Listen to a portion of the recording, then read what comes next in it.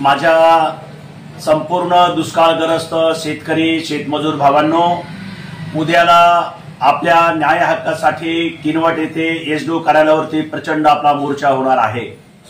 आपली मागणी आहे प्रति एकरी 50,000 रुपये नुकसान भरपाई दिली पाहिजे, कर्जमाफी दिली पाहिजे आणि विमा कंपनीचे संपूर्ण पैसे आपल्याला दिले पाहिजे। यासाठी हा मोर्चा आपला होणार आहे। सोबतच महाराष्ट्र सरकारने जे काही पॅकेज जाहीर केलेलं आहे ते खऱ्या अर्थानं फसवा पॅकेज आहे। केवळ 8,500 रुपये आपल्याला एक हेक्टरी मिळतील आणि त्याच्यामध्ये जे काही 10,000 रुपयाचं पॅकेज जे काही त्यांनी वाढीव केलेलं आहे ते रब्बी पिकाच्या प्रोत्साहनासाठी नंतर देण्यात येईल। अशा पद्धतीनं हे सरकार आपल्याशी डावपेच खेळतो आहे आणि म्हणून पंजाबचं सरकार जर हेक्टरी 50,000 रुपये शेतकऱ्यांना देऊ शकतो, कर्नाटकचं सरकार जर 25,000 रुपये हेक्टरी देऊ शकतो, महाराष्ट्र सरकारनं का देऊ नये? महाराष्ट्र सरकारच्या या पॅकेजमध्ये एका शब्दाने सुद्धा 4 महिने जे शेतमजूर आपल्या मजुरीपासून वंचित राहिले त्याच्यासाठी कुठलाही नुकसान भरपाई यांनी जाहीर केलेली नाही।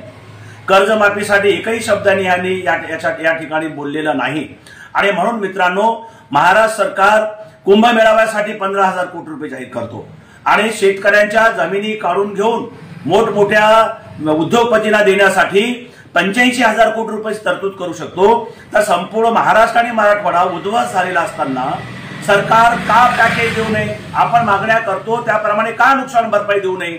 आणि म्हणून सरकारवरती जबरदस्त दबाव आणण्यासाठी उद्याचा आपला हा मोर्चा होतो आहे।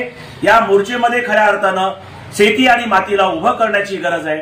पिकं वाहून गेली, जमीन वाहून गेली, जनावरं गेली, माणसं मेली, पण या सरकारला कुठल्याही पद्धतीचा शेतकरी शेतमजुराच्या बाजूने निर्णय घ्यावा असं वाटत नाहीये आणि म्हणून या महाराष्ट्र सरकारला वठणीवर आणण्यासाठी आता जनता हीच मालक आहे आणि म्हणून संपूर्ण शेतकरी शेतमजुरांनी मोठ्या ताकदीनिशी उद्याचा मोर्चा हे आपल्या शेती मातीशी जोडलेला आहे आणि म्हणून शेती आणि माती वाचली तर महाराष्ट्र वाचणार आहे आणि म्हणून भावांनो, आपण पूर्ण ताकदीनिशी उद्याच्या मोर्चेला या, 11 वाजेपर्यंत किनवट रेल्वे स्टेशनला या असं नम्र आवाहन मी आपल्या सर्वांना करतो। आपण यावं अशी वाट पाहतो। धन्यवाद।